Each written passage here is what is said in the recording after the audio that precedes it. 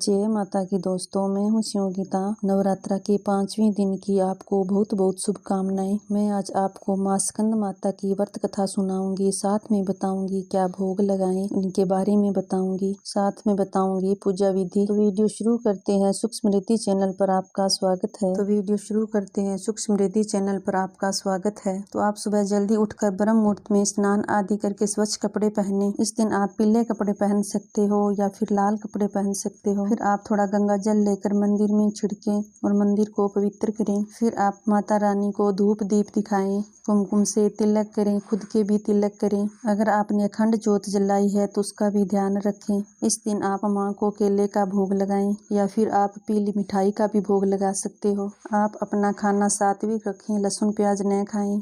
फिर आप व्रत कथा सुने, आरती करें, माँ के मंत्रों का जाप करें, दुर्गा चालीसा का पाठ करें, दुर्गा सप्तशती का पाठ करें। अगर आपको कोई मंत्र नहीं आता है तो आप ओम ऐं ह्रीं क्लीं चामुंडाई विच्चे नमः इस मंत्र का यथासंभव जाप कर सकते हो। माँ दुर्गा के पंचम रूप स्कंद माता के रूप में जाना जाता है। भगवान स्कंद कुमार कार्तिकेय की माता होने के कारण दुर्गा जी के इस 5वें स्वरूप को स्कंद माता नाम प्राप्त हुआ है। भगवान स्कंद जी बाल रूप में माता की गोद में बैठे होते हैं। इस दिन साधक का मन विशुद्धक चक्र में अवस्थित होता है। माता के स्कंद माता स्वरूप में देवी की 4 भुजाएं हैं। ये दाहिनी ऊपरी भुजा में भगवान स्कंद को गोद में पकड़े और दाहिनी निचली भुजा जो ऊपर को उठी है उसमें कमल पकड़ा हुआ है तथा बाईं ऊपरी भुजा आशीर्वाद मुद्रा में है और बाईं निचली भुजा जो ऊपर को उठी है उसमें कमल पकड़ा हुआ है। मां का वर्ण पूर्णतः शुभ है और कमल के पुष्प पर विराजित रहती है, इसलिए स्कंद माता को पद्मासन देवी भी कहा जाता है। इनकी गोद में कार्तिकेय बैठे होते हैं, इसलिए इनकी पूजा करने से कार्तिकेय की पूजा अपने आप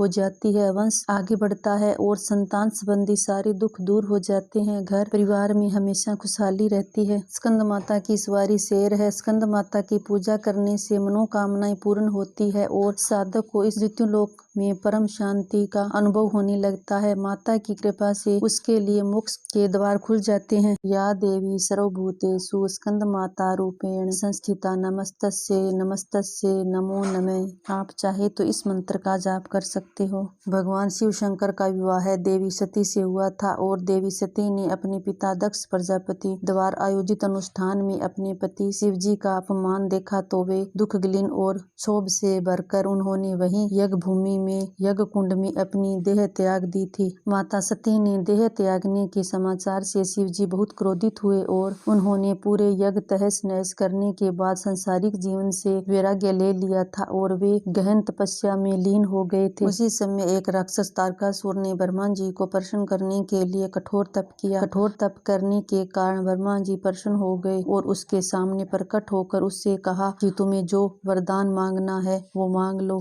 तो तारकासुर कहने लगा कि आप मुझे अमर कर दीजिए। तो ब्रह्मा जी ने कहा कि जो इस पृथ्वी पर आया है या जिसने भी जन्म लिया है उसे मरना तो होगा। तारकासुर ने सोचा कि मैं ऐसा कोई वरदान मांगू जो कि संभव ना हो तो मेरी मृत्यु कभी ना होगी। तारकासुर का मानना था कि भगवान शिव सती के वियोग में अपना विवाह नहीं करेंगे तो उनके कोई संतान नहीं होगी। तो उसने कहा कि मुझे ऐसा वर दीजिए कि शिव जी की संतान मेरा वध करे। तारकासुर की बात सुनकर निराश होकर ब्रह्मा जी ने तथास्तु कहकर अंतर्ध्यान हो गए। तब तारकासुर ने मदमस्तक होकर लोगों पर अत्याचार करना आरंभ कर दिया। उसने स्वर्ग पर अपना राज स्थापित करने के लिए स्वर्ग पर आक्रमण कर दिया। जब सभी देवतागण तारकासुर के अत्याचारों से परेशान हो गए तो उन्होंने सोचा कि किस तरह शिव जी को पुण्य विवाह के लिए मनाया जाए। उधर सती ने राजा हिमाचल की पुत्री के रूप में पुण्य जन्म लिया था तो नारद जी सभी देवताओं को कहने से शैलपुत्री के पास पहुंचे और उन्होंने उनके पूर्व जन्म के बारे में बताया। साथ ही कहा कि यदि वे अपने पूर्व जन्म के पति भगवान शिव को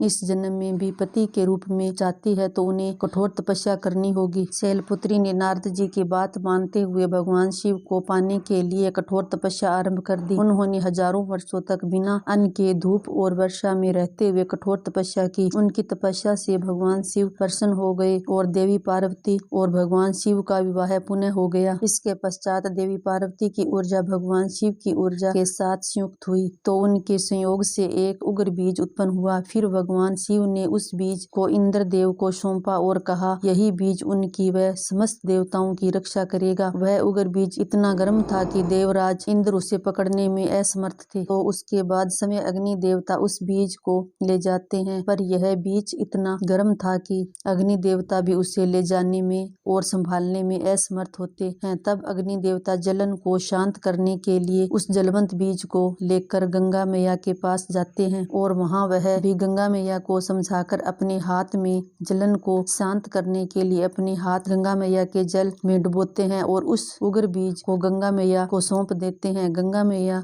तो शीतल होती है। गंगा मैया ने सुरक्षित रूप से उस बीज को ले लिया और उसे सरसवन वन को सौंप दिया। यहाँ उस बीज की 6 बहनों के द्वारा देखभाल की गई, जिन्हें कार्तिका के नाम से जाना जाता है। समय के साथ वह बीज बच्चे में बदल गया, क्योंकि वह बीज भगवान शिव और माँ पार्वती की ऊर्जा से तैयार हुआ था, इसलिए वह बच्चा भगवान शिव और माता पार्वती की संतान के रूप में जाना जाने लगा और कार्तिकेय ने उसकी देखभाल की थी, तो उस बच्चे का नाम कार्तिकेय हुआ। यही भगवान कार्तिकेय कार्तिक मास के स्वामी है और इस मास की पूर्णिमा कार्तिका नक्षत्र में होती है। जिन लोगों की जन्म कुंडली में बृहस्पति ग्रह कमजोर है, वे इस दिन स्कंद माता की पूजा करते हैं तो बृहस्पति की अशुभता दूर होती है और वहीं बृहस्पति ग्रह मजबूत होता है। बृहस्पति ग्रह शिक्षा, उच्च पद और मान सम्मान का कारक है। बड़े होकर वीर योद्धा कार्तिकेय ने तारकासुर के साथ युद्ध किया और उस युद्ध में तारकासुर को पराजित कर उसका वध कर दिया और पृथ्वी को